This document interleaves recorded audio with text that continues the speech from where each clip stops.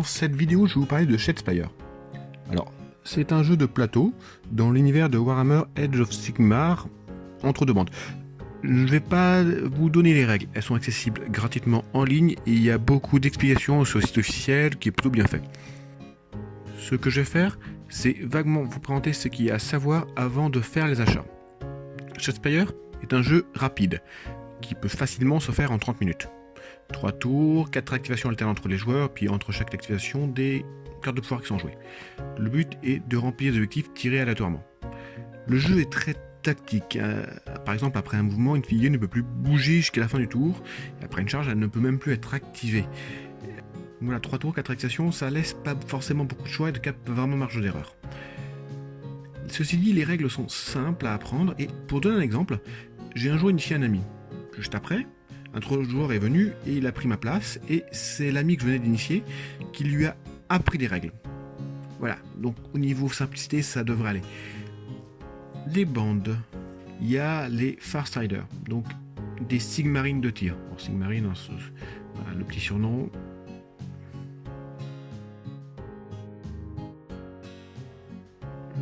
J'ai leur fait un petit schéma de couleur particulier. Enfin, ouais.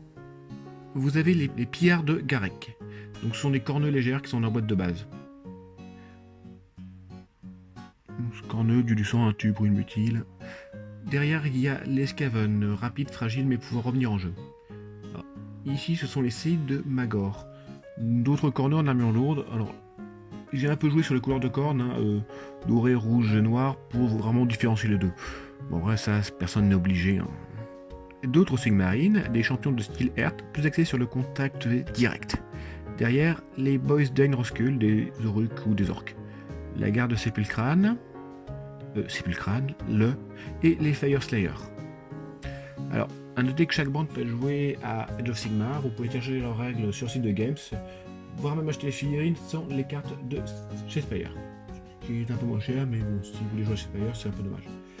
Ce qu'il faut savoir, c'est que l'effectif de chaque bande est fixe. En revanche, on peut choisir les cartes qui vont avec. Mais enfin, c'est quoi ces cartes? En fait, quand on fait sa bande, il faut choisir 12 cartes objectifs, et on doit toujours avoir 3 objectifs en main, donc ceux tirés aléatoirement, parmi cette liste. Et forcément, on doit essayer de remplir ceux qu'on a en main. De plus, il faut au moins 20 cartes de pouvoir. Alors, ce sont les cartes qui permettent de changer un peu le cours du jeu, certaines sont des améliorations, d'autres des subterfuges, qui peuvent vraiment changer un peu la donne. Mais alors, justement, où trouver ces cartes? Certaines sont dans la boîte de base, d'autres sont dans les extensions de chaque bande. Alors, et si vous voulez toutes les cartes, il faut donc acheter toutes les bandes. Games a été très fort là-dessus. Alors, moi je l'ai fait, comme vous avez pu le voir, mais bon, je suis quelqu'un de très faible. Alors, par contre, il faut bien comprendre, c'est que ce n'est pas comme Magic. Les cartes dans les boîtes sont fixes, c'est-à-dire que par exemple, mon cri cruel sera toujours dans la boîte des Boys d'Oruk. De plus, le site officiel, je le mets dans la description, est assez bien fait, c'est-à-dire qu'il y a une cartothèque avec toutes les cartes, leurs règles et dans quelle boîte les trouver. Et de plus, il y a même une liste de différents decks de cartes pour chaque faction qui permettent en fait d'optimiser ses achats si on veut vraiment ces decks-là. C'est un choix. La boîte de base permet réellement de jouer. Elle est bien fichue, il y a plusieurs decks possibles, c'est pas un seul, enfin, il y a vraiment plusieurs choix possibles. La seule chose, c'est que je trouve les 8 dés fournis un poil juste. Personnellement, j'ai pris un autre set de dés. C'est plus simple pour le confort de jeu, mais ce n'est absolument pas obligatoire. J'ai aussi pris des protège cartes, alors pas ceux de Games Workshop, qui en fait sont trop limités. Alors moi, ce sont des Dragon Shield, mais il y en a d'autres, ce qui me permet en fait de toutes les protéger. Alors, je recommanderais ça, après c'est à vous de voir. Autre chose, les figurines sont easy to build. Concrètement, ça veut donc dire qu'on peut les monter sans aucun point de colle.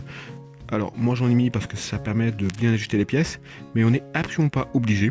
De plus, les figurines étant dans un plastique de couleurs différentes en fonction de la bande, il est possible de jouer vraiment sans les peindre et que ça soit toujours clair. C'est moins joli que des figurines peintes, on est bien d'accord, mais ça peut toujours être fait.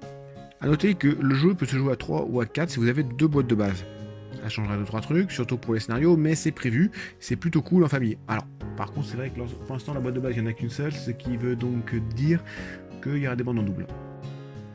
Alors, je dis pour l'instant parce qu'il devrait y avoir plusieurs extensions, Games Workshop oblige. L'une d'entre elles sera un set de cartes de pouvoir et de scénario. Et l'autre devrait être une saison 2 avec forcément de nouvelles cartes, mais aussi de nouvelles factions, dont des Sigmarines et des esprits. Oh, c'est curieux, ça me rappelle quelque chose, mais je ne vois plus quoi. Bref, c'est pas important. Alors, pour finir, est-ce que le jeu est bon? Bah oui, clairement. Le jeu est vraiment sympa, il est nerveux, rapide. Il peut être stressant parce qu'on n'a pas forcément les cartes dont on a besoin, et que la part de hasard reste importante, même si elle n'est pas non plus catastrophique. Ce qu'il faut savoir, c'est que les cartes changent vraiment la donne. C'est-à-dire qu'en fonction des cartes qu'on a choisies, les bandes vont se jouer différemment. Certaines, par exemple, peuvent passer du mode capture d'objectifs, c'est-à-dire des zones précises du champ de bataille, à poutre, par exemple. Ça change vraiment la façon de jouer les bandes. C'est pour ça que le choix de deck est important. Donc j'ai vraiment apprécié le jeu et je ne peux que vous encourager à le tester.